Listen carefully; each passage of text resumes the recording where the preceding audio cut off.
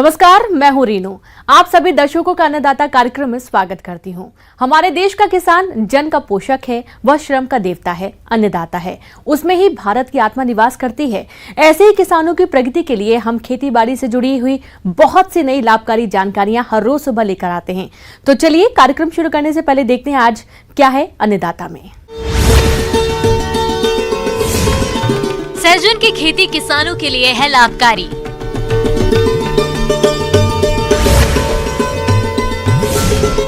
Urea से भूसे को उपचारित कर बनाए पौष्टिक चारा। सहजन के बहुउपयोगी पौधा है। सहजन की खेती लगाने के 10 महीने बाद 1 एकड़ से किसान लगभग 1 लाख रुपए तक कमा सकते हैं। कम लागत में तैयार होने वाली इस फसल की खासियत ये है कि इसकी एक बार बुआई के बाद 4 साल तक बुआई नहीं करनी पड़ती है। साथ ही सहजन एक औषधि फसल है। इससे आयुर्वेदिक दवा तैयार की जाती है। इन सभी फायदों को देखते हुए आप भी सहजन की खेती करना चाहते हैं तो कैसे करें इसकी खेती, इस बारे में अधिक जानकारी दे रहे हैं कृषि विशेषज्ञ डॉक्टर राजेंद्र सिंह ठाकुर। सहजन औषधीय गुणों से भरपूर है। सहजन में 300 से अधिक रोगों के रोकथाम के गुण होते हैं। इसमें 92 तरह के मल्टीविटामिन, 46 तरह के एंटीऑक्सीडेंट, 36 तरह के दर्द निवारक और 18 तरीके के अमीनो एसिड मिलते हैं। कुपोषण और एनीमिया रोग में सहजन फायदेमंद होता है। मैं आज आपको सहजन, जिसे आम भाषा में मुनगा भी कहा जाता है, की खेती और उसके पोषण के बारे में कुछ सामान्य जानकारी और उसके उपयोग के तरीकों के बारे में बताऊंगा।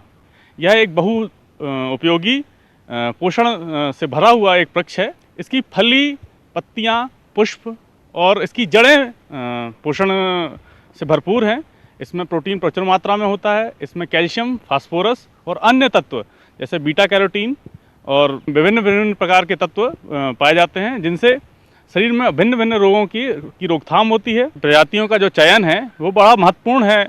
किसी भी फसल की उत्पादन में प्रजाति है, उसका उपयोग अलग अलग प्रकार की उपयोगिता के हिसाब से किया जाता है।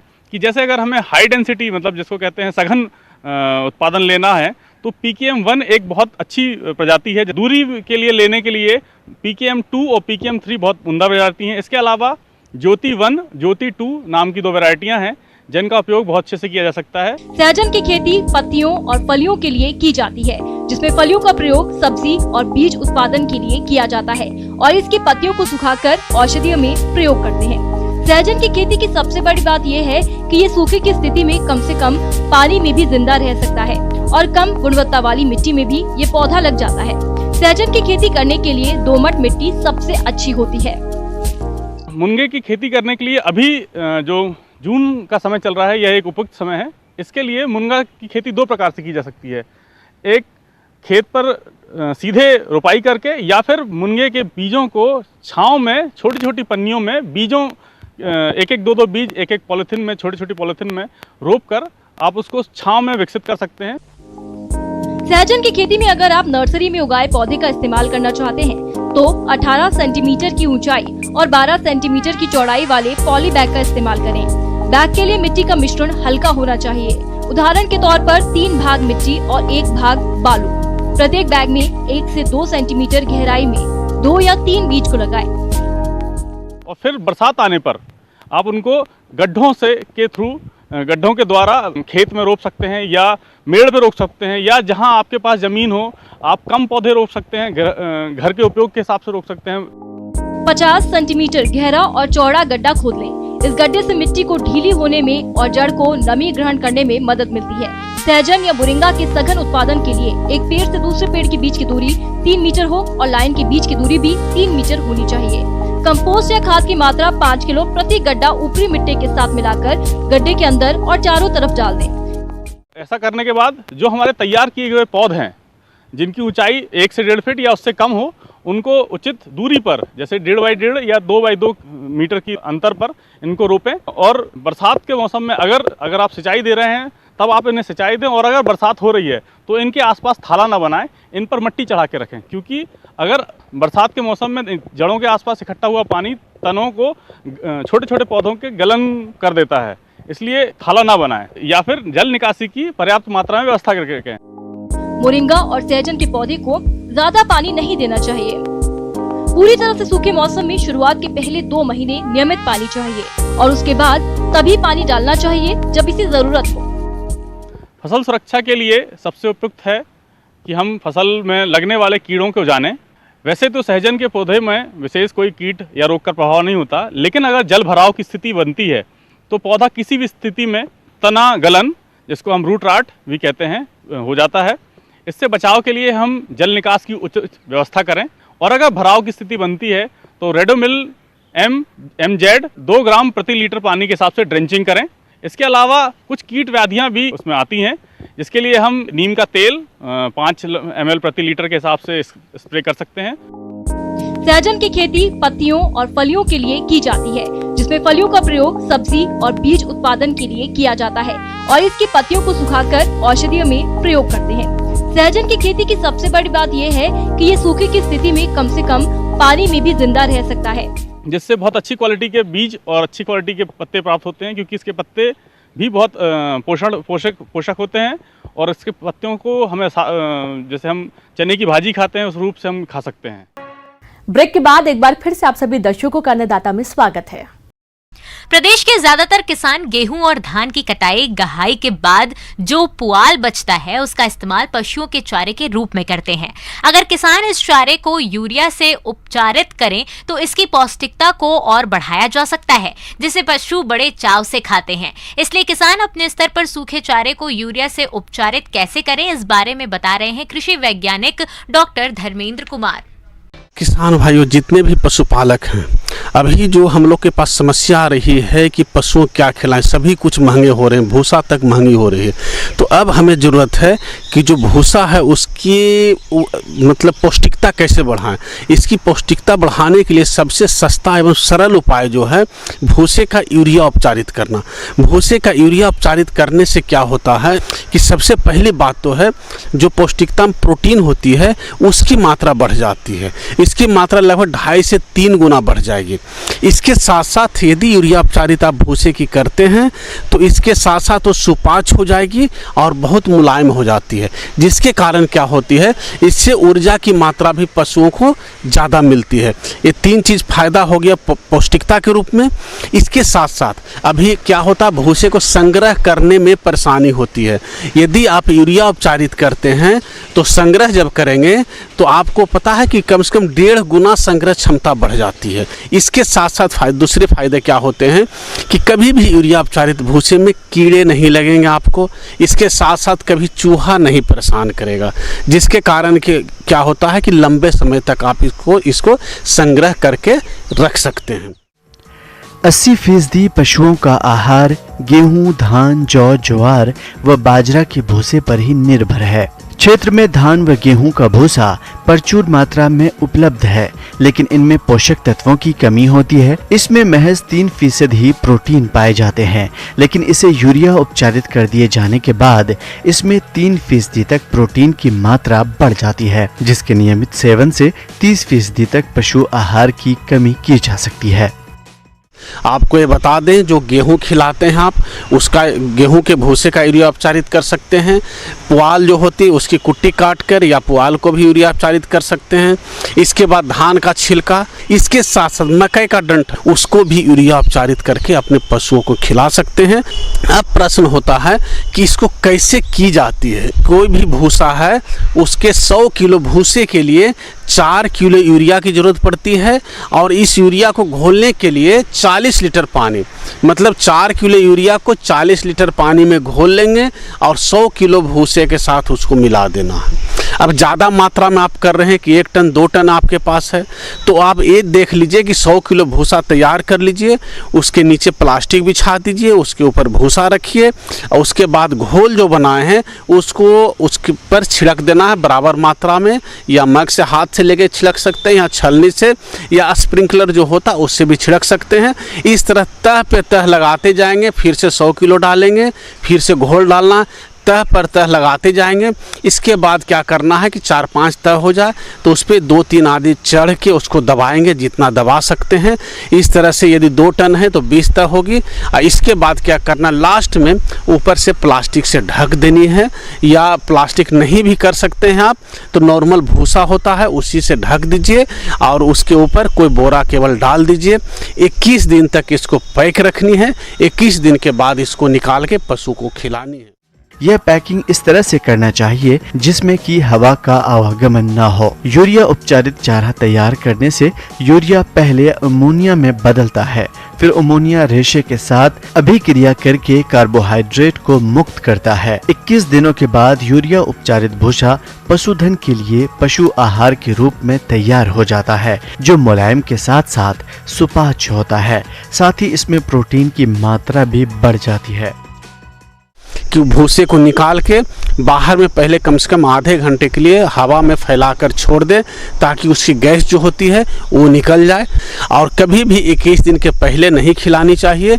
और डायरेक्ट कभी भी घोल या यूरिया अपने पशु को कभी नहीं खिलाएं, वो हानिकारक हो सकती है।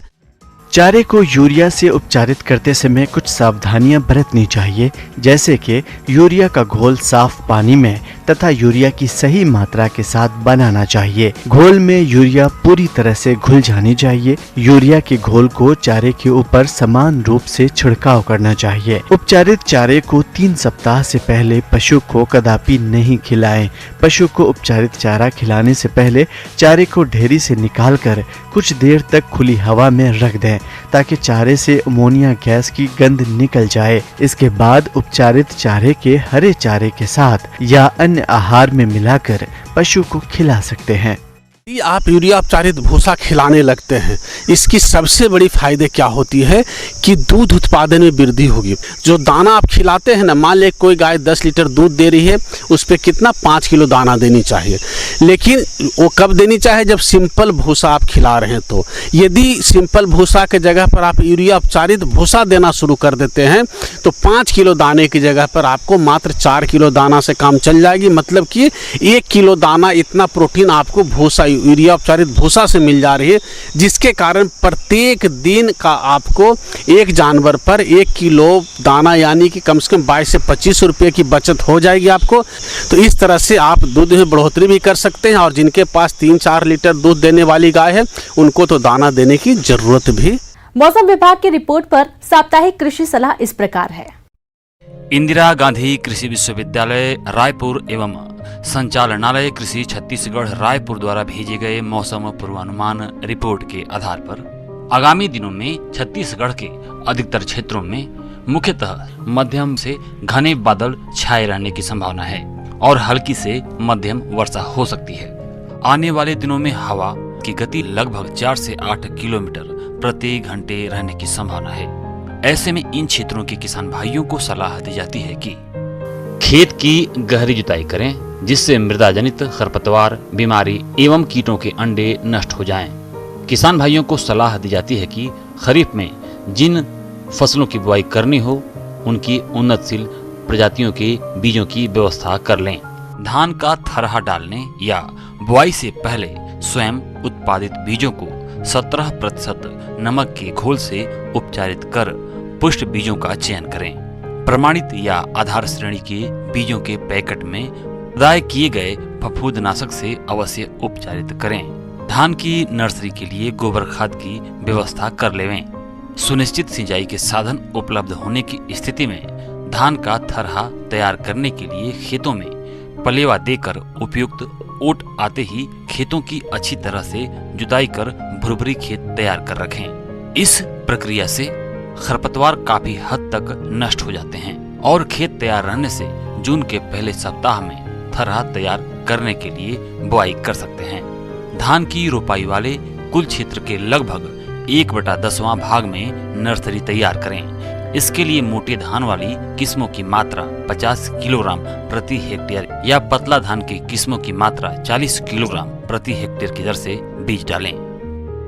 सोयाबीन, मक्का, मूंगफली आदि फसलों की बुआई के लिए खेतों की गहरी जुताई कर तैयार कर लें, जिससे बहुवर्षीय घास नष्ट हो जाएं। खरीफ की लत्तर वाली सब्जियों जैसे लौकी, कुमड़ा का बैग में पौधे तैयार करें और करेला, बरबट्टी लगाने के लिए अच्छी किस्म का चयन कर मेड़ नाली पद्धति से फसल लगाना सुनिश्चित करें। जो किसान भाई फलदार पौधे लगाना चाहते हैं वे वर्तमान में खेतों की तैयारी करें और साथ ही साथ खेतों में वर्षा ऋतु में पौधे लगाने के लिए गड्ढे खोदने का कार्य प्रारंभ करें। गड्ढों में मिट्टी के साथ सड़ी हुई गोबर की खाद, दीमक मारने की दवा एवं अनुशंसित उर्वरक की मात्रा मिलाकर पुनः जमीन से 10 सेंटीमीटर ऊंचा भरें। अदरक और हल्दी की रोपित फसल में पलवार करें और जल निकास को वर्षा से पहले ठीक कर लें। पशुओं को 50 से 60 ग्राम नमक पानी में मिलाकर अवश्य खिलाएं। दुधारू पशुओं के आहार में दाना मिश्रण की मात्रा बढ़ा दें। पशुओं को खुरपका मुंहपका से बचाव के लिए टीकाकरण करवाएं। टीके बरसात से पहले अवश्य लगवा लें। पशु चिकित्सक से संपर्क करके अपने मवेशियों को गला घोटू एवं लंगड़ी रोग का टीकाकरण करवाएं। मुर्गियों को रानीखेत बीमारी से बचाने के लिए पहला टीका F1 7 दिनों के अंदर एवं दूसरा टीका R2B 8 सप्ताह की उम्र में लगवाएं। गर्मी के मौसम में मुर्गियों के लिए पीने के पानी की मात्रा 3 से 4 गुना बढ़ा दें।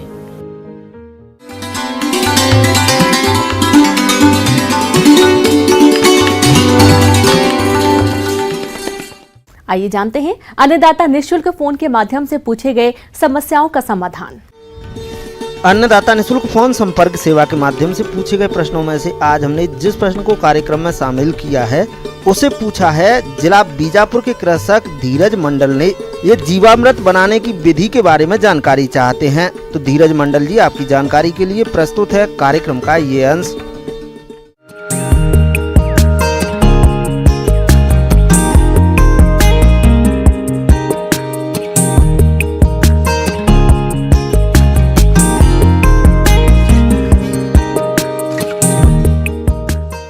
जैविक खेती में आप किसान बंधुओं सबसे ज़्यादा आप सुनते हैं जीवामृत। जीवामृत का उपयोग जो है जैविक खेती में अनिवार्य है। परंपरागत खेती में, प्राकृतिक खेती में सबसे ज़्यादा जीवामृत का उपयोग किया जाता है। जीवामृत का मतलब ही हुआ मृदा से संबंधित जो जीव है, सॉइल ऑर्गेनिज्म है, अपने जीवन को अच्छे से जो है आसान महसूस करे उस मिट्टी में, उस जो है सामग्री में, वह जो है जीवामृत है। किसान भाइयों, जीवामृत एक अत्यधिक प्रभावशाली जैविक खाद है। जीवामृत का उपयोग फसलों के लिए वरदान है। इसे किसान अपने स्तर पर आसानी से बनाकर फसलों में उपयोग कर सकते हैं। इसको आप बनाने के लिए बहुत सा ही आसान तरीका है। आप एक जो है 200 लीटर का ड्रम लीजिए, उसमें आप जो है 200 लीटर से थोड़ा कम जो है उसमें आप पानी डालिए और उसमें जो है आप 10 लीटर देसी गाय का गोमूत्र डालिए और आप जो है 5 किलो देसी गाय का गोबर आप डालिए, 2 किलो आप जो है बेसन लीजिए, 2 किलो आप गुड़ लीजिए और 1 किलो आप जो है बरगद या पीपल के नीचे की मिट्टी आप लीजिए। तो इस तरह से 200 लीटर से थोड़ा सा पानी कम रख करके आप इन सारी सामग्रियों को आप जो है, जो मैं आपको बताया हूँ कि इनको डालने के बाद 10-15 दिन तक किसान बंधुओं घड़ी के दिशा में और घड़ी के विपरीत दिशा में आप इसको जो है हिलाते रहिए। 15 दिन आप जो है जैसे ही आप जो एक डंडे के सहायता से जब आप इसको आप घुमाएंगे तो ये जो है आपका जीवामृत जो है तैयार हो जाएगा। जीवामृत का उपयोग किसान बागवानी, सब्जियों और खाद्यान्न फसलों में आसानी से कर सकते हैं। जीवामृत के प्रयोग से फसलों की वृद्धि और विकास तो अच्छी होती है, साथ ही फसलों में आने वाली कई प्रकार की समस्याओं से भी छुटकारा मिलता है और फसलों से गुणवत्ता युक्त अधिक उत्पादन मिलता है। अब इसको क्या करना है किसान बंधु, जब ये 15 दिन बाद आपका जीवामृत तैयार हो जाए किसान बंधु, इसको आप जो है 21-21 दिन पर अपने खेत में आप जो है उपयोग में लेते रहें। 200 लीटर जीवामृत आपका जो है 1 एकड़ जो है जमीन के लिए पर्याप्त है। 1 एकड़ जमीन में आप इसको जो है इसको फव्वारा के माध्यम से या आप जो है आप इसको स्प्रे के माध्यम से जैसे भी हो आप इसको जो है किसी भी तरीके से आप इसको अपने खेत में आप 200 लीटर को आप जो है बहा दीजिए। जीवामृत का फसलों में उपयोग करके जहरीले रसायनों से बच सकते हैं और इस जीवामृत को काफी कम खर्च में आसानी से बनाया जा सकता है, जिससे किसानों को लागत खर्च में भी काफी कमी आती है। तो ये क्या करेगा, जमीन में जो है जीवों को रहने का एक वातावरण जो है, जो जमीन से संबंधित लाभदायक जीव हैं उनको जमीन में जो है रहने का एक वातावरण जो है तैयार करेगा। और ये जीवामृत आपके जमीन की जो है उपजाऊ क्षमता को ये बढ़ाएगा, जिसको आप जो है कार्बनिक पदार्थ कहते हैं। कार्बनिक पदार्थ की मात्रा को आपके जमीन में बढ़ा देगा। तो इससे यदि हम जो है 21-21 दिन पर यदि हम जीवामृत का उपयोग करते हैं तो हमारी जमीन की जो उर्वरा शक्ति है वो बढ़ जाती है। और इसको जो है तैयार करना आसान है किसान बंधु। तो इसको यदि आप तैयार करके इस जीवामृत में जो जो मैं सामग्री बताया हूँ, ये अपने जमीन के लिए अमृत है। यदि आप अपने जमीन को बचाना चाहते हैं, यदि आप अपनी जमीन में कार्बनिक पदार्थ की मात्रा बढ़ाना चाहते हैं, तो जैविक खेती में, परंपरागत खेती में, प्राकृतिक खेती में ये आपको जीवामृत का उपयोग करना चाहिए।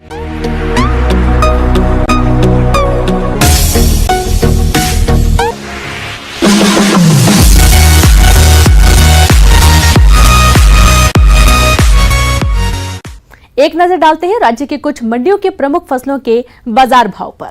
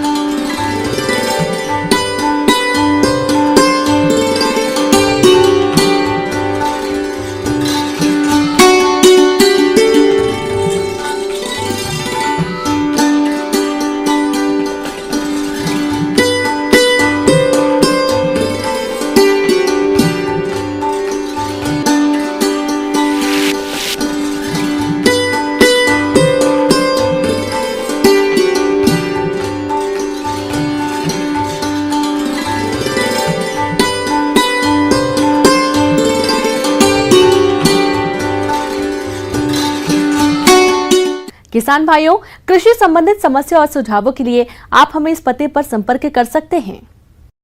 प्रोड्यूसर अन्नदाता news 18 Madhya Pradesh Chhattisgarh, Ramoji film city Hyderabad 501512। साथ ही आप हमें ईमेल भी कर सकते हैं। हमारा ईमेल है p18annadatamp@nw18.com। इसके अतिरिक्त आप हमें निःशुल्क हेल्पलाइन नंबर 1800889216 पर सोमवार से शनिवार सुबह 10 बजे से शाम 4 बजे के बीच संपर्क कर सकते हैं। अब समय हो रहा है आपसे विदा लेने का। कल फिर मुलाकात होगी कृषि से जुड़ी महत्वपूर्ण जानकारियों के साथ। नमस्कार।